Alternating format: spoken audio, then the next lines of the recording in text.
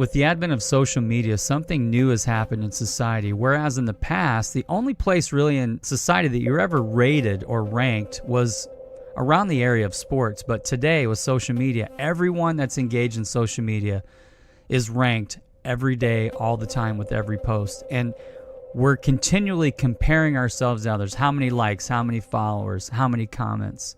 Imagine being an adolescent growing up in a world where you're continually ranked, where you're never good enough because there's always someone with more likes, more followers, more connections. We're going to talk about how that's changing society today with students. I'm Jeff Eckert. I'm Jason Brewer, and this is The Thought Factory. The Thought Factory podcast is brought to you by Never the Same, cultivating students through biblical discipleship and spiritual disciplines using theology, community, and technology. Learn more at neverthesame.org. Hey, we're glad you're with us on the Thought Factory podcast. Jason, good to see you, my friend. Good to see you. Thank you for allowing me to hang out with you today. It's actually good to hear your voice. Well, I see you. Everyone else is probably saying, good to hear your voice. That's right. So we're glad you're with us. And today we are talking about, as always, some really critical, important things as we talk about what's happening with students and mental health. And connected to this episode is our last episode where we talk about a lot of these similar issues, but from a little different perspective. Our guest was Jackie Shepard, amazing woman, and she talked to us about the physiological connections between depression and our physical bodies. And it's something that not a lot of people are talking about, and she's got some great medical research and insight into that. So if you haven't done that, check out that episode, especially in conjunction with this one now. We are really wanting to focus on mental health and just discuss it.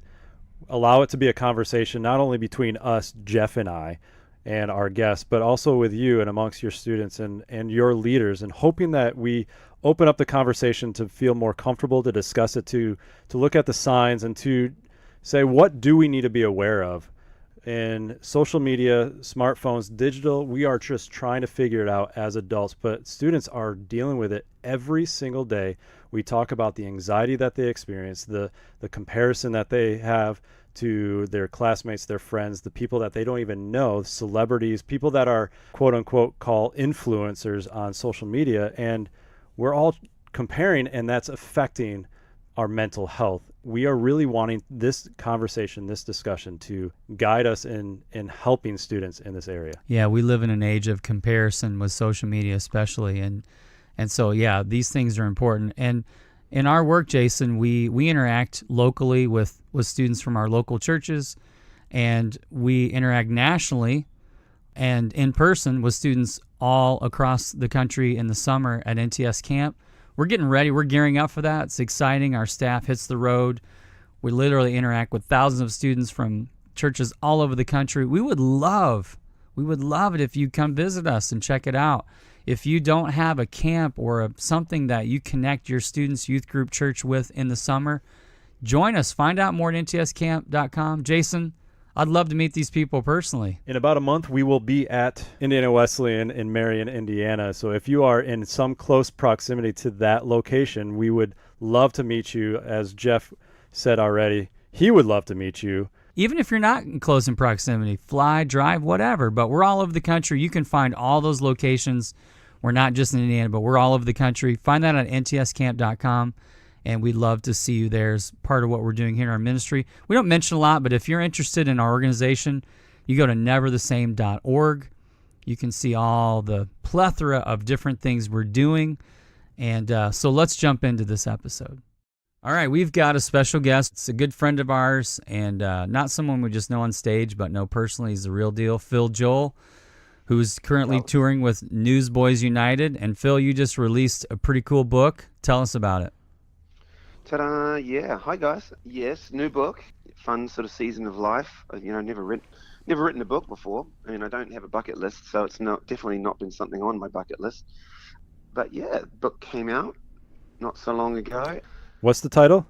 It's titled Redwoods and Whales, which makes no sense to you whatsoever, does it? Until you read it. Then you read it and it will start to unfold for you. But so this is about nature. Yeah, trees and big fish. No, it's well, I'm a bit of a hippie, Jason. You know that. So, I you know, do. it's all good. You still wear Yeah. those bell bottoms. Of course, of course. You know, I saw a girl wearing some stellar bell bottoms on the street yesterday, and I thought, yep, that's it. It's all coming back. They are you coming know? bathey are Yes. coming back. So you're leading the way once again. Right? Thank Trying. you. No, 40 years later. I've just right, exactly. I just never left. You know? So, well, this book came about. I wrote it based on an experience I had in Northern California, and about 3 years ago, had a couple of days off from touring, and I went to a place called Bodega Bay, which is, you know, San Francisco. Go over the Golden Gate Bridge, swing a left, head up the coast, and there's this wonderful little town. It's like a little harbor town with seagulls and sailboats and all the whole bit. It's very much like New Zealand, where I'm from. Anyway, so I love it. And that night, I went for a walk down the beach. It was about 11 o'clock, pretty late and dark. And I was strolling along the beach. I go to walk around a whole bunch of rocks. And as I do, I realize all of a sudden, boom, these are not rocks. This is a whale. This is a whale on the beach. And this whale had died. Anyway, yes, maybe I am a bit of a hippie, but I don't get upset about roadkill, you know, or I see a possum on the side of the road that's been hit by a car. I'm not upset about it, necessarily. But this was different. This was something else, you have these moments too. Where you feel like, man, I think the Lord's sort of showing me something here. Not just that this is something that you don't see every day, but there's something deeper to this. Sure enough, these whales, these gray whales, this was a gray whale that I found, they migrate from Alaska down to Mexico, and something catches their eye often and will get them off course, that will send them off on a different trajectory, get them away from where they're meant to be, out of the flow with their family and their friends, their pod, heading down the coast there, and they will chase something, and it might just be for a little bit, but it doesn't take much before they're disoriented and get lost and get out of their space, and they don't know where they are, and they end up on the beach, and they're breathing shallow and dying slowly, which is obviously tragic. But there's a metaphor there, a really powerful metaphor for a lot of people's lives. I think it's very easy for us to get distracted, something to catch our eyes, and all of a sudden we're just disoriented and not sure where we are, and we're breathing slowly, and we don't know how to get back into the flow of where we're meant to be. And so that was the one metaphor there with the whale. And then the next day I headed up into the redwoods, or up the coast, and then I ended up in the redwood forests, where, I don't know if you guys have been up there, but it's awesome. Yeah, it's incredible. That's one of those words we throw around, awesome, a lot, but it is. Those trees are just awesome. They're massive, and they're just beautiful, and they are, kind of correct. They're doing what they're meant to do. They've got their roots down deep. They're connected to one another. They're drinking deep from the river that runs alongside this road that I was driving along, on this particular day, and growing tall, providing shade for me, useful, and man, that metaphor is one that is just, that's not a new one. That's Psalm 1, that's Jeremiah 17. Blessed is the man who trusts in the Lord, whose hope is in him. He'll be like a tree planted by the river, with his roots running deep, and he'll get greener. He won't be anxious. He'll bear fruit. And so this metaphor was just powerful compared to what I saw the night before, and I felt like, man, I need to write this down. Yeah. And maybe it's just like from a songwriter perspective, you're always kind of looking for things to write songs about, or inspiration. And so the next couple of days, I began to write that story down. And then over the course of almost, 2 years, I just kind of kept writing a little bit here and there and connecting the dots. Before I knew it, I'd written a book, and the book was written, I think, and when I was writing it, in my mind, I was writing it primarily for students, because so many students they just feel so off, like, where am I? What am I doing? Where do I need to be? What do I need to get myself involved in? How do I need to get my roots down deep so that I don't get blown over all the time, or don't get off course? So I wrote it for students to begin with, and then it's been just kind of accepted by all kinds of people, really, which is really, really fun. Well, let me say, first of all, writing a book for you is incredible because I can barely get a text message Or an email. much less an email. So congratulations. Congratulations on that. Very well done. Thank you. Very, very good. Well, I did write it in crayon too. Oh, yeah. Okay. Well, that's a big- start.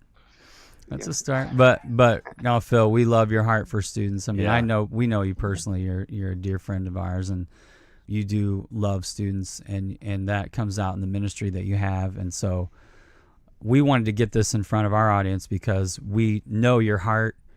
We know that it is deep and it does care about students and it's kingdom minded. And this book really is amazing. I've gotten a little bit of a preview of it. It just came out. So we want, to point people towards this amazing resource and helping students, deal with the things in life. So, Phil, I know that this is very poetic and has a great metaphor, but I know just knowing you and the heart for students, and I love your heart, there is a deeper meaning to even expanding the text into a book so that it can impact other people. Why don't you go further into not just the metaphor, but the deeper meaning for this book? Sure. Yeah, I mean, the metaphor's kind of fun, and it's kind of entertaining. It's not like every day you walk down the beach or you cruise down the street and you've come across a whale, Yeah. Whereas obviously it's sort of jarring, and it jarred me in that the reality of that moment. It was like, what is this?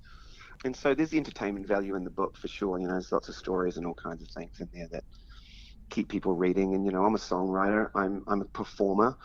I mean, I'm a Christian, and I'm a Christian musician, if you want to call me that, whatever. So, but there's an entertainment value in what we do. So I wrote this book with an entertainment, element to it to keep Absolutely. people turning pages.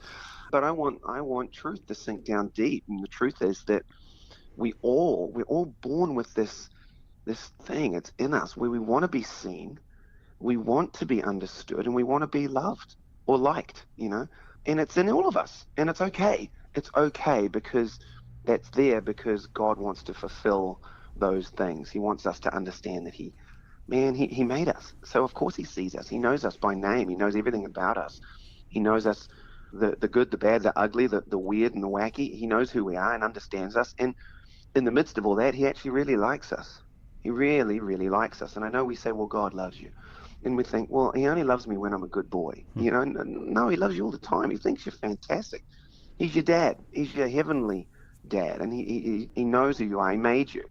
And He wants you to receive that from Him, that love, that understanding, and that the reality that He sees you and you're really important. So if we don't get that from Him, we're going to try and get it from other places.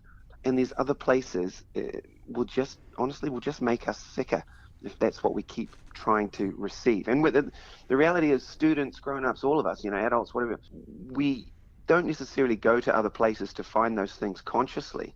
I think it's a subconscious thing. It's in our hearts. We're born to receive these things, but primarily we're born to receive them from God. So if we go to things like social media, we're throwing out the best pictures of ourselves, the best experiences, whatever it is, the best jokes, the best gags, whatever, to try and be seen, to try and be understood and liked, to become validated, then it's never going to be enough. And we're going to keep chasing that, and we're going to get on this cycle that'll just wear us out and wear us thin, and we will breathe shallow.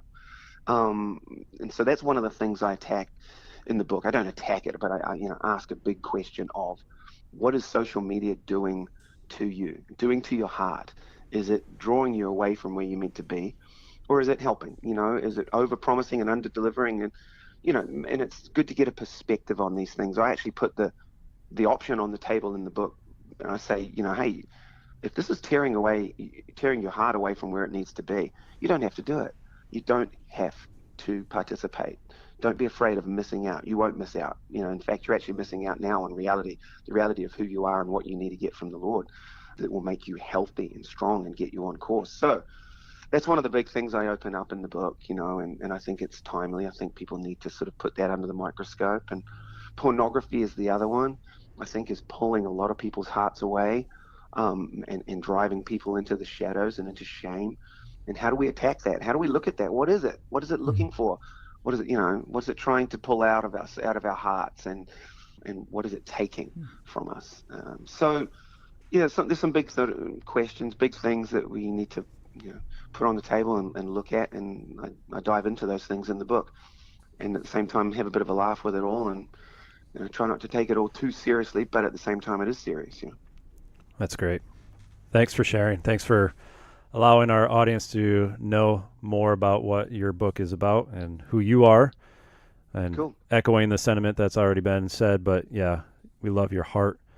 That's the main reason why we have even really partnered in ministry, because when I first met you, I was like, man, this man has a solid gold heart and love for the Lord, and it's undeniable. So thank you for what you're doing, not only for Thanks, man. in the music industry, but also trying to just be a beacon of light for students who are searching. Oh, well, I appreciate that. I think we all just have to bring to the table who we are and what we've got, and I think that's even in the book. It's really in that if we're not becoming the people we actually are meant to be, then we're going to get ripped off, and the people around us are going to get ripped off. But the reality is, as we walk with the Lord and enjoy Him, understand His goodness and His heart for us, then the stupid stuff seems to just melt away, kind of drops off. And I think we become the people we're meant to be, and we bring who we are to the table. And that's kind of a call for all of us. I want to know the people around me and who they are and what they bring. And so I don't know. I think you're sort of saying some nice sort of things about me, but I'm just trying to be me, right? Yeah. Isn't that what we're all trying to do? Just Yep. be the people God created us to be, and walk the paths that He wants us to walk, and deliver the stuff He wants us to deliver. Sometimes I feel like I'm just a delivery boy. Well, you're doing it well, and Yes. you're very genuine. So Yes. the book is Redwoods and Whales. Yes. You can find it at Barnes & Noble. I know that because you found your own book at Barnes & Noble. That's so cheeseball, right? No, it's great. Went to the store and bought my own book when it came out. That's Luckily, exciting. there wasn't really anyone in the store, and the sales. So no one clerk, could she was recognize kind who this author Right. was. of looking at That's my fine. own book, I just grinned from ear to ear, and then the sales clerk, she was kind of busy, so she really didn't know. So that's good. Well, congratulations. We're excited about it. Thank you. After the break, we will speak to our next guest, Clinton Foppel, who is from Remedy Live, speaking further into the topic of students and mental health in the age of comparison. Hey, what's up, everybody? This is Kenny and Elle Campbell from StuffYouCanUse.org. And from growcurriculum.org. Guys, if you are looking for an annual curriculum and strategy for your youth ministry, we'd love for you to check out Grow Curriculum. You can find us at growcurriculum.org. Our guest today is Clinton Foppel, a longtime veteran working with students in youth ministry, doing some incredible work you're going to hear about. If you want to learn more, we're going to tell you up front. He's going to mention at the end. But if you go to remedylive.com, an amazing ministry helping students in crisis. They've got over 40 staff working 24/7 all the time, reaching students online that are in crisis. So learn more about that at remedylive.com. He's got some more information he'll share at the end about what he's doing. But it's our privilege today. You're going to love this conversation that we have with Clinton Foppel. Well, Clinton, it's great to have you with us. We are pumped to have this conversation. So let's start off just hearing about you, a little bit about your background, and then what you are doing. Well, I'm thankful to be with you guys today. I am someone that very passionate about youth workers and youth ministry in general. Been involved in youth ministry for 30 years, working, vocationally as a youth pastor. And then about a dozen years ago, I was recruited to start a parachurch organization called Remedy Live. And that has been just an incredible journey the last 12 years, learning about students from a mental health perspective, helping kids in crisis, using technology as a bridge to get them talking about what's going on in their lives. And I'm just excited to be a part of this because, again, anything that we can do to partner with a local church, partner with youth pastors, get kids talking about their one and only lives so that they can fully experience the hope that comes from Jesus is time well spent. So I'm good to be with you guys. You guys have really done a great job, as I've heard about you and watched you from afar over the years, in using technology in ministry. So let's go a little deeper into what Remedy Live is. Talk to us about what you were doing and how technology is playing into that. Yeah, so 12 years ago when we were asked to start this thing, we didn't know where to begin, but we knew that there was something coming on the horizon that was going to change a lot of the ways that we interacted with students. Remedy launched the same week that the iPhone came out. So that gives you some context as to the way that we kind of ran alongside the smartphone generation. And we flirted a lot with internet radio and trying to create broadcasts that would allow kids to listen, yes, but also interact through webcams. And back in those days, there was AOL and various instant messenger services that we were using. But one day while we were on the air doing our broadcast and using the DJ model to connect with students, a young man chatted with us that he was in the midst of a suicide plan. And when you have a student face to face, you know the voice inflections, to look in the eyes, you know whether you're being told the truth, at least to a certain degree, and you know how to get them help. But when it's a screen and it's an AOL handle, you don't really know, what do I do with this? How do I help this young person other than pray? Luckily, this young man had won some prizes on another show on the broadcast. We had a mailing address. We called 911. We dispatched all the information we could as to where this young man lived. And later that night, a police officer called me and said that they'd found a 16-year-old male dying on his living room floor, and that it was a legitimate call. And just in many ways, this police officer was just affirming that we had saved this kid's life. That was back in 2008, and we began to believe that technology, although it's got a lot of negatives to it, technology, if used for the purpose of getting kids talking about real life issues, could be the first tip of the spear to a greater conversation about hope and meaning and purpose, and definitely as a pre-evangelism tool for an audience that maybe wouldn't walk into a church or wouldn't talk about spiritual things face to face. So we leaned hard into that whole concept of live chat, and we leaned even harder into building our own technology, our own software, and becoming a software company that would build technology that would allow conversations to occur. And it started out with chat and one-on-one chat services to between our team of trained people and the students that would find us on Google or find us after an event. But it blossomed into interactive polling tools that we could use with large groups of students in high schools. And, as an example, in the last 3 years, we've polled over 90,000 students using our technology to help them see in a live audience that they're not alone, and then connecting them to the chat center so that they can talk further about what it is that they're going through. And so technology for us has been another way, another conduit by which to have that important relationship started. But by all means, we believe that the most important relationship is what our audience that we're talking to today does, and that's the life-on-life relationships. The main reason we are even talking to you is because we want to discuss this topic of mental health, and we feel like you have quite the expertise in this area, Clinton. Mental health, it seems like there's been more awareness in the recent years of we got to take a look at mental health, a deeper issue for students, especially amongst the tragedies that we see at schools and stuff like that.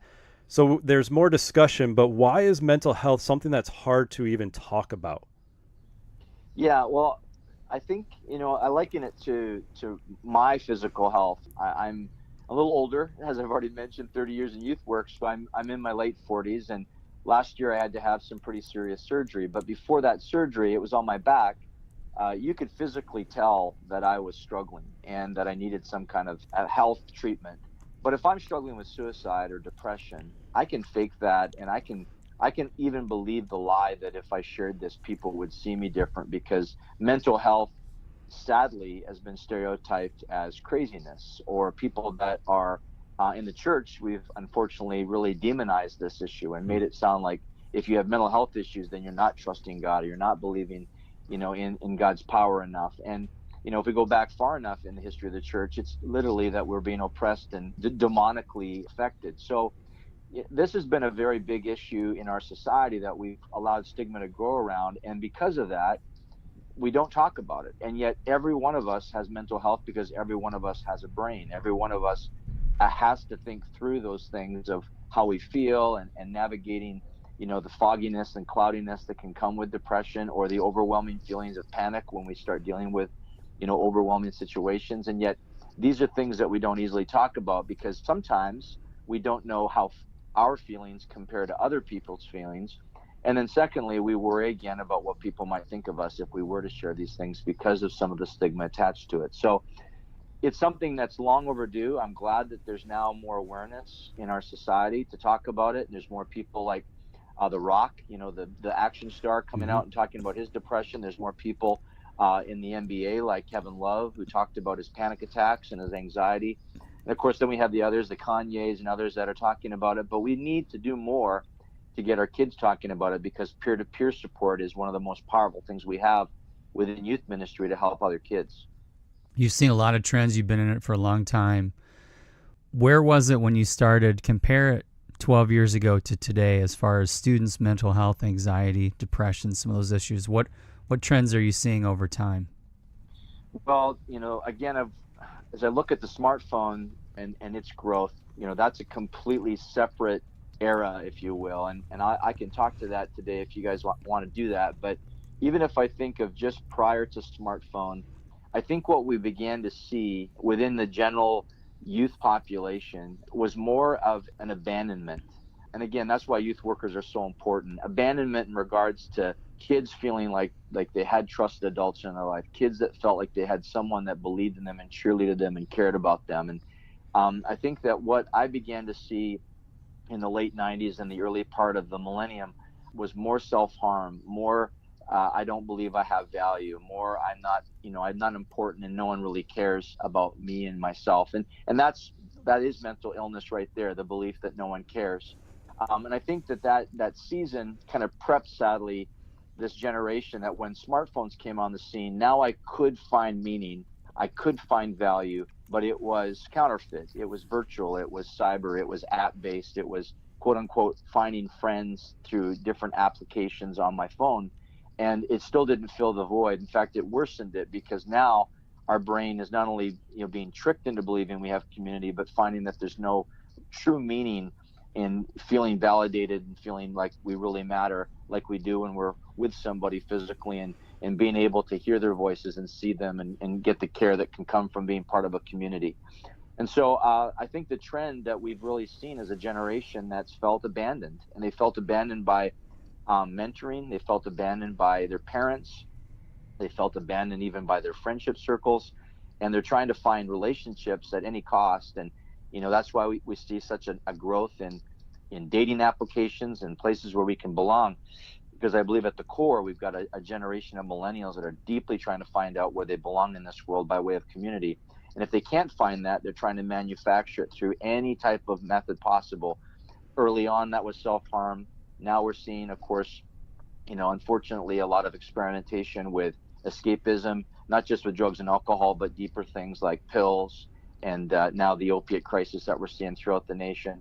And then ultimately, I believe that we're losing a generation into this world of not talking about their problems. And so we really need to do all that we can as youth workers to get kids talking about real things so that they feel like they can be heard about their value and who they are. Do you connect some of the trends with what seems to be the rise of depression, anxiety? Do you link that with the smartphone? I do, and not everyone does. I'm a bit extreme on this regard because I see the correlation between what we started to do and what we've done now for a dozen years, right alongside these devices. I believe, and some research shows that Psychology Today did an article recently that shows that the frontal lobe of the brain is actually atrophying. It's shrinking because of extended screen usage. And so extended screen usage would be defined as 5 or more hours a day of long-term use. So it's not just picking it up every once in a while, but it's 5 hours of staring at that screen, which we're finding out with teens is not uncommon for someone to spend extended hours either playing games or spending time on social media. And so I am seeing that we're seeing an increase in anxiety because of smartphone use. We're seeing a decrease. This is fascinating. We're seeing a decrease in the compassion center that the brain provides, but we're seeing an increase in bullying.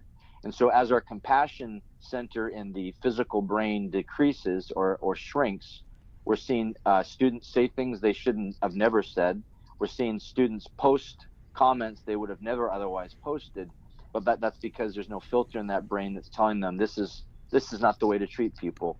And so all of that, I believe can be attributed to the fact that we've seen this smartphone device, this technology not only affect the brain by way of escapism and something that we can quote unquote do to waste time, but we're literally seeing this device, because of its captivating, almost hypnotic way of entrancing this generation, we're seeing it actually physically shrink the brain in the frontal lobe.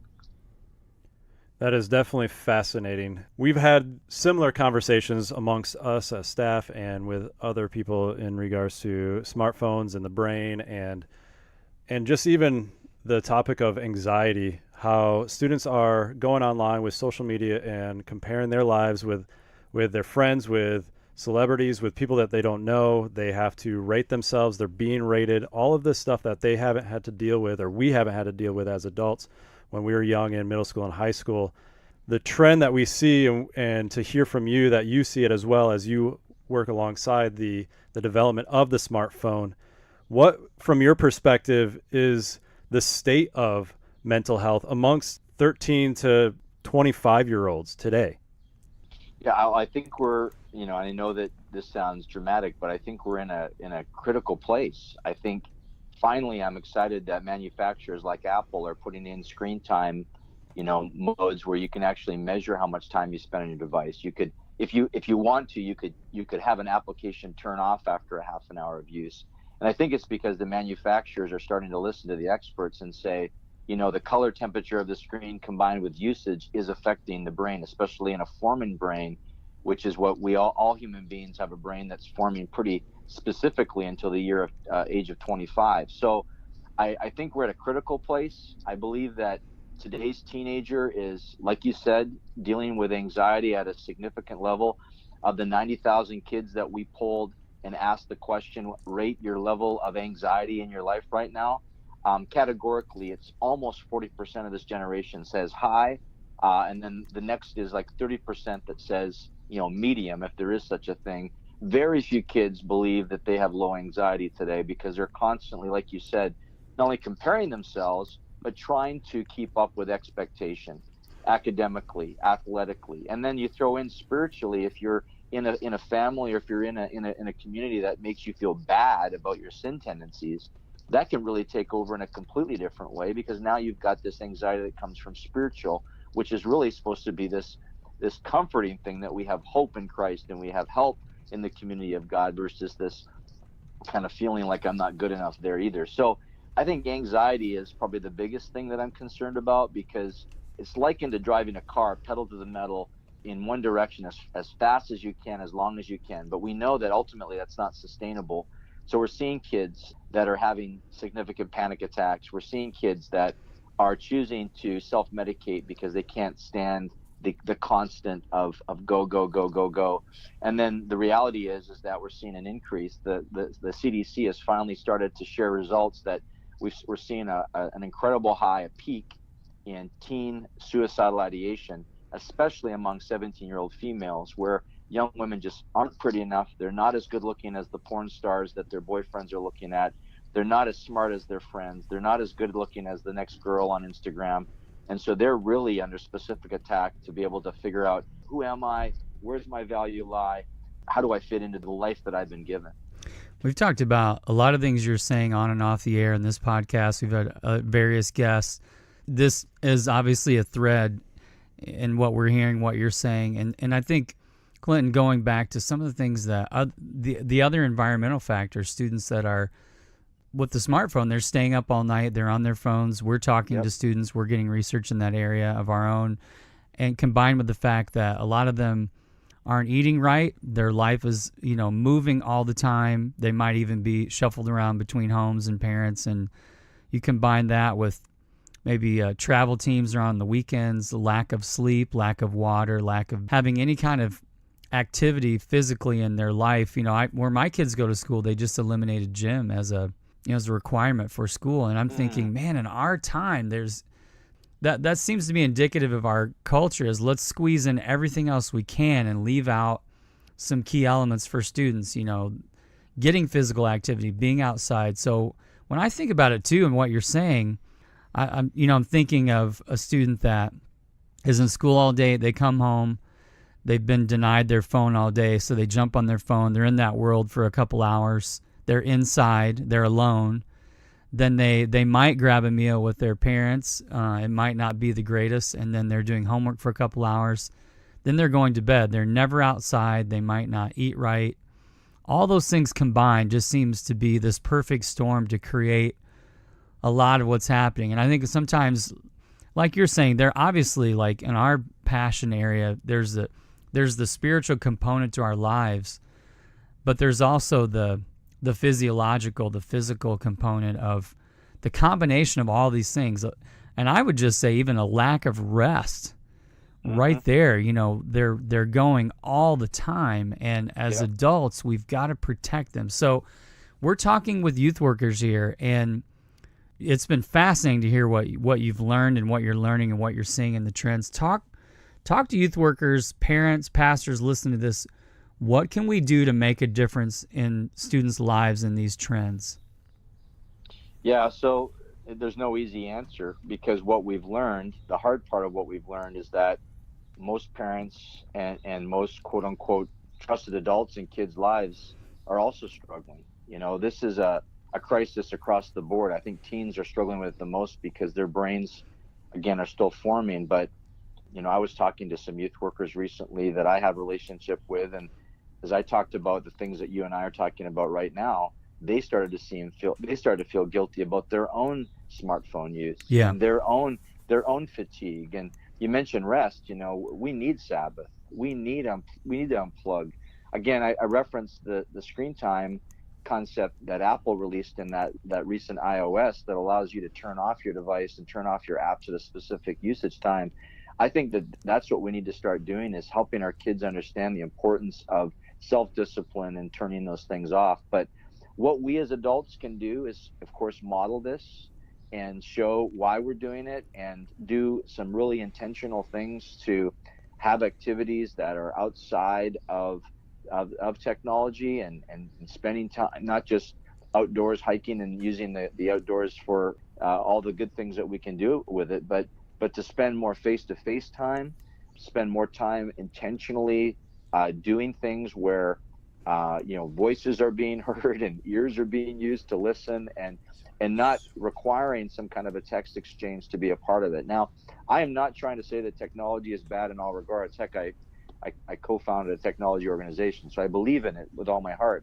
But I would say that everything in moderation, and what we need to err on more is the time that we spent intentionally doing relationship face-to-face outside of technology, so that we can build up everything from accountability to self-discipline to just being able to prove to kids this is far better and far more enjoyable than spending 5 hours in my room, Snapchatting with all my friends. Without sounding anti-technology, and we've identified some of the causes of the anxiety, and with the smartphone and just being exposed to digital screens for a longer period of time, and recognizing the trend and still talking about mental health, how can we not only recognize the signs of suicide, but then as adult leaders, as youth pastors, as parents, how can we step into that area and be of help as well? Yeah, so there's a stigma even around suicide prevention, that if you ask a young person, do they ever have thoughts of suicide, that you are planting the thought of suicide in their brain. And, as I look back to my years in youth ministry, I can understand where that lie would come from, that, you look at your kids in your youth group and you see them laughing and giggling, and you never think, oh, these kids would never think about these things. And yet what we're learning through the Get School Tour and these school assemblies that we do is that, again, of the 90,000 kids that we've polled, 35% of them have seriously considered suicide in the last 12 months. Now, they haven't acted on that. And again, thinking about suicide is not, the act itself, but it's an indicator that kids are thinking about this, but they're often keeping that a secret struggle that they're not sharing with anybody else, including their peers. So what can we do as youth workers to just go straight to that conversation, especially with those students that we have one-on-one relationships with already? I was listening to this podcast the other day, and it was talking about mental health, and it just, the Lord just kind of put it on my heart to ask you, Joey, do you ever struggle with thoughts of suicide? Do you ever think about that? what we've found as we've trained parents in this conversation is that they have been overwhelmed as to how many of their young people, how many of their kids have told them that they've thought about it, or they've talked to their friend about this because their friend maybe has shared something about this. But what it's done is it's lowered the stigma to say we can talk about it. We are going to talk about it because this is just another tactic to rob us of that life to the full that Jesus paid for on the cross. And so talking about it is not a problem. It's not a sin. It's actually very important that we talk about it, especially in relationships where there's a trusted adult, definitely when there's a parent, but even more importantly, when you've got a peer-to-peer relationship where you really do care about your friend's long-term future and doing whatever it takes to get them safe and the help that they deserve. Well, you're leading the way in so many areas of this, and the work that you do is so important and critical in these days. So, Clinton, tell people where they can go to learn more about what you're doing about this work. Yeah, there's two worlds that we live in. RemedyLive.com is our primary focus point. That's the chat center. That's where our staff do their work. We've got 40 paid people that work around the clock, 24 hours a day, chatting with kids from all around the country that, again, are searching Google, looking for someone to talk to. And we would always want to be a reference and a resource to a youth worker that at 2 a.m, although we know students are going to call our youth workers at 2 a.m, we also want the youth worker to know that we could also be that service at 2 a.m. that could be a partner to that relationship. So youth pastors, churches, anybody, by simply texting the number 494949 anywhere in the United States, you're going to be talking to one of our staff and be able to have a conversation. RemedyLive.com will also help you do that. So those are two features or two ways that people could connect with us. Then the other side of it is our school events, our live school events called the Get School Tour. And that's where we're in the school. We've had 150 events in the last 3 years, mostly here in Northeast Indiana as we pilot this thing. But this is just another way that we're trying to have influence within the school system and within the greater world to show that, listening is key. Technology can be used to get people talking about things like mental health. And that's something that we would love if there's a church or a youth ministry that's effectively working with a school somewhere in the United States, and you're looking for a partner to come in and help you to be able to do mental health dialogue and to get kids talking and doing some polling and some data collection, we'd love to partner with you in that space, and that's getschooltour.com. So a couple connecting points. I'm on social media at Clinton Foppel and Instagram and Twitter and all that, but we would just love to serve any way we can help youth workers, just because we know, and I know from doing it for so many years, it's important that we realize that we've got, a support system around us, and we're not in this alone. We're in this together, and especially in this world that's changing every day when it comes to the trends and the technologies, we need that constant, consistent message that you're spending time with students, and that's not a waste of time ever, because every kid matters and every life is significant.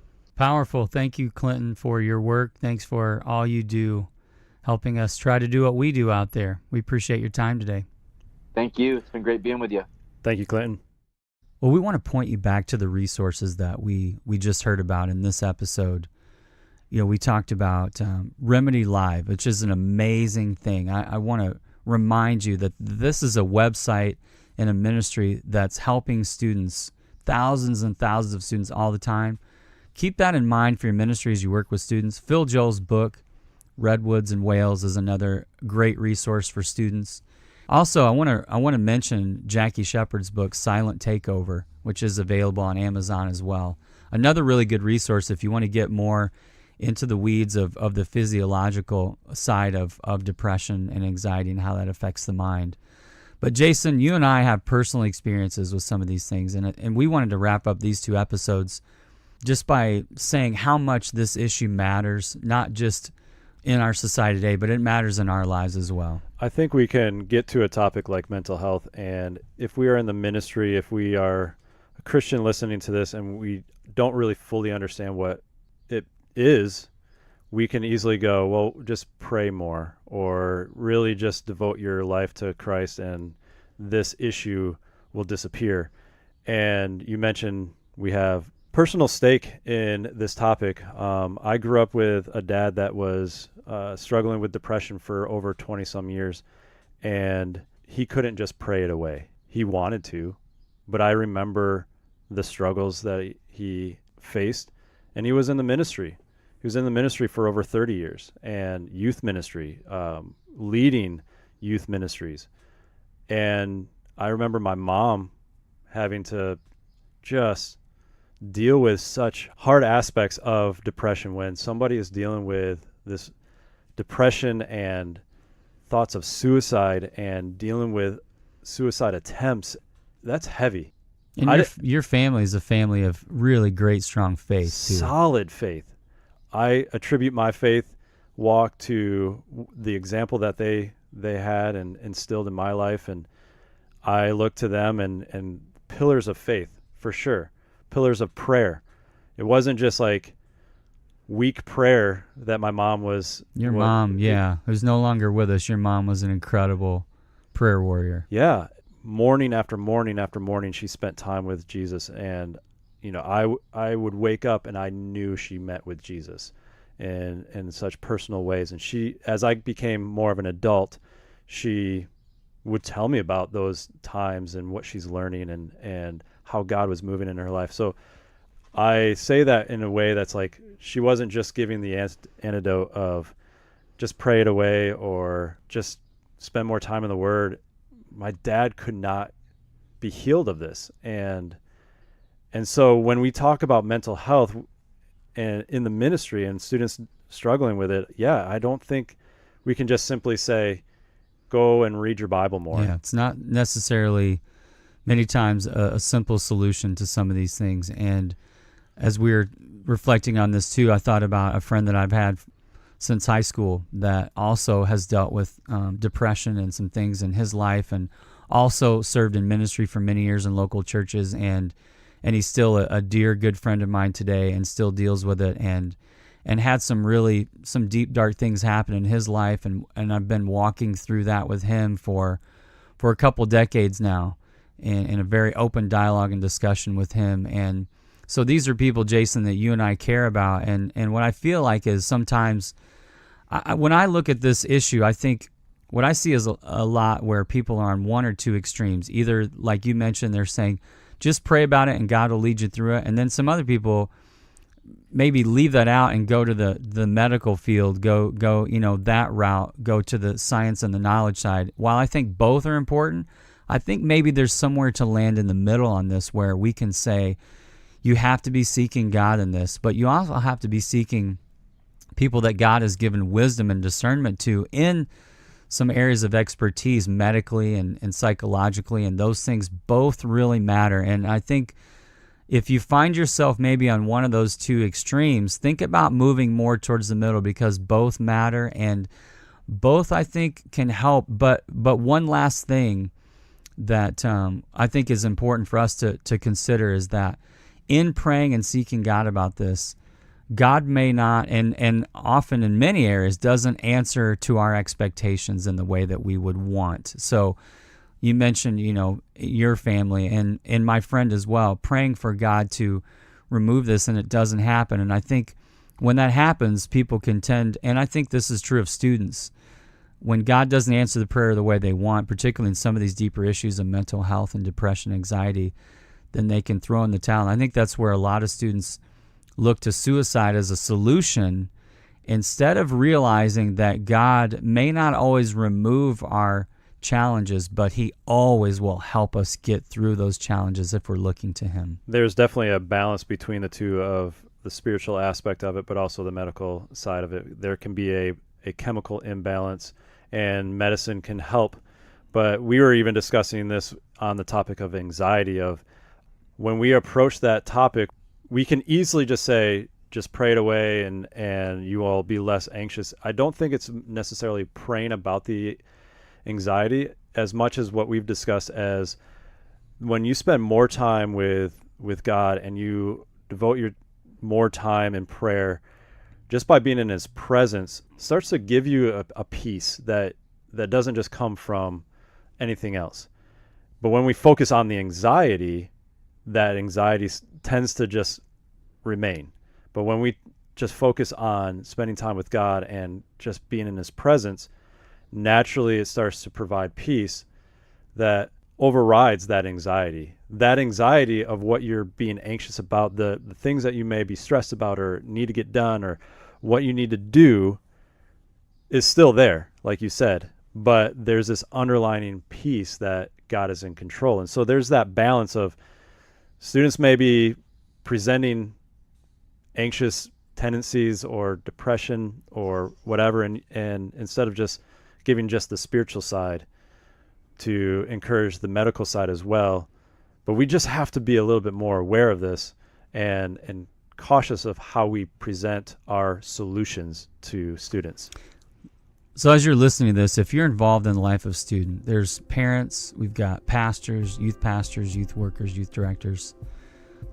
We just want to say thank you. Their students are dealing with some heavy, heavy issues, and you and their life are so important. We've just recently, we'll talk about it next season, we've done some research where we found out that conversations in the role of a small group leader are much larger and important to students than what I'd previously realized. So we want to say thank you. We want to say thank you for what you're doing for students. We want to say thank you for your role in their lives. You are so important. You matter. And literally, you may save a life because of the work that you do. So thank you so much for your investment in students. The Thought Factory podcast is brought to you by Never the Same, whose vision is to see new generations transformed in Christ to further the kingdom of God. Learn more at neverthesame.org.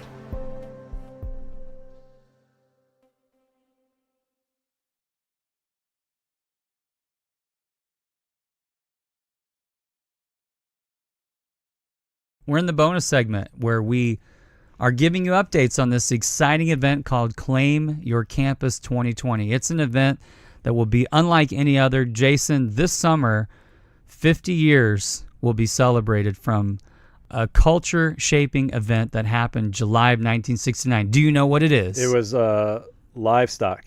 No. Shoot. You're almost there. Livestock. No, Woodstock. It was You not got it. You're live right there. at all. Was there livestock? There probably was Cattle? livestock there. It was at a farm, so I'm assuming, So yeah, I in was- upstate New York. So close. Woodstock, July 1969. 50 years this summer in 2019 will be the anniversary. We're doing an event, an outdoor event. It's a 2-night, 3-day event for students. And this event isn't to celebrate music. It's to celebrate what students can do to show and share Jesus at their school campus. We're talking about middle and high school students. I want you to be with us there. We've got 60 other organizations behind this, and we're all pulling together to do this once-in-a-lifetime historic event on July 4th weekend 2020. And with us today talking about Claim Your Campus 2020 is good friend, musician, newsboy, author, Phil Joel. So Phil, thanks for being with us. And, you know, in this journey, you're one of the people I've shared early on, just personally about this and what it is, about this event. And you seem to catch the vision really right away about what Claim Your Campus 2020 is all about. So let's hear your heart on this. Where are you at? Yeah, well, it resonated with me the moment you started talking about it, and it reminded me of something my wife told me about that happened to her. That and it involved newsboys actually. It involved sort of a concert gathering setting, and she told me about how she came to a Newsboys concert. It was actually Newsboys and Stephen Curtis Chapman, years and years ago, and it was actually the day that she and I had met. But that's a whole nother story.